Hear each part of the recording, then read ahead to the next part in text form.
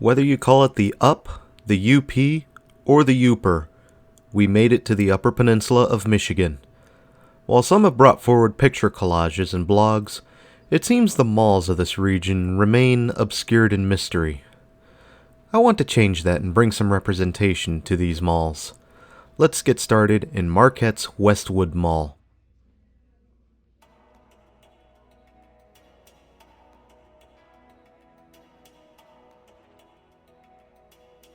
Originally opening in 1977 under the guidance of a company called National Property Analysts, Westwood Mall was a tiny shopping mall, even for a town like Marquette. When it opened, its only two anchors to speak of were Kmart and Prangies.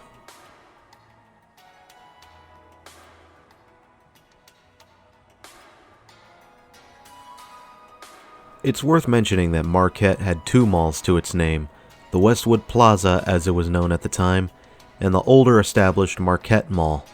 Despite having some significant tenant overlap, the two malls actually managed to coexist over the 80s, enjoying a period of success.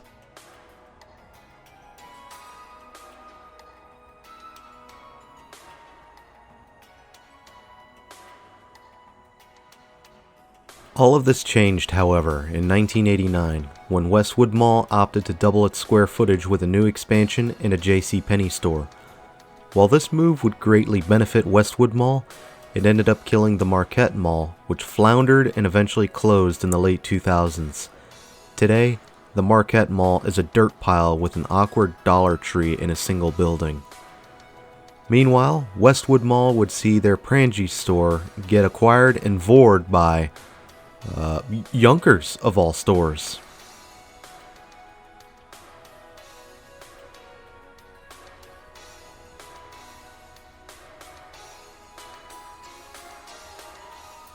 While Westwood Mall got to enjoy life as the dominant mall, it would begin to face stiffer competition in the form of Walmart, Target, and the now defunct Shopko. Big boxes were in, and while the Westwood Mall lasted a long time, they were feeling the pain. Kmart couldn't compete with Fast Eddie at the reins and would close in 2002. But this was addressed by Kohl's overhauling the space to their desire. Meanwhile, MC Sports would sign on in 2006 and over time would take over a portion of mall space in 2013 to become a junior anchor. Unfortunately, this wasn't enough, and as the 2010s came around, things really began to go south. JCPenney closed in 2014, followed by Mixed Sports in 2017, and then in 2018, Yonkers' parent company, the Bon-Ton, would file for Chapter 7 bankruptcy and would liquidate all assets, Yonkers included.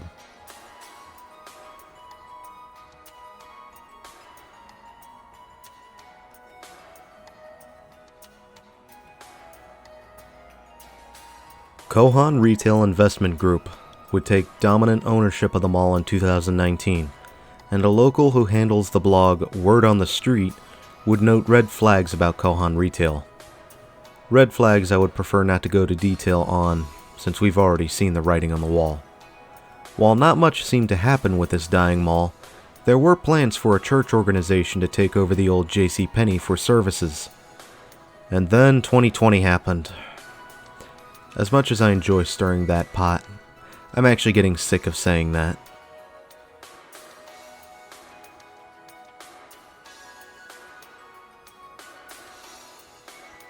Against all odds, the mall came out on the other side, and even retained Bath & Body Works. It even gained a Dunham Sports in 2021, which moved into the old Yonkers. However, Dunham's opted to wall off their mall entrance, isolating itself from the mall. This leaves Westwood Mall in a tight spot, and I half expect this mall to slowly be demalled or redeveloped in the coming months. Though stranger things have happened. We'll have to wait and see. I unfortunately don't have any time to go into my thoughts on Westwood Mall. All of the malls in the UP are tiny since the UP is mostly rural with small pockets of lower working class. It's also worth mentioning that Westwood Mall is arguably the most successful mall in the UP. Do share your thoughts on this place down below, and I might include a write-up for my thoughts on this place.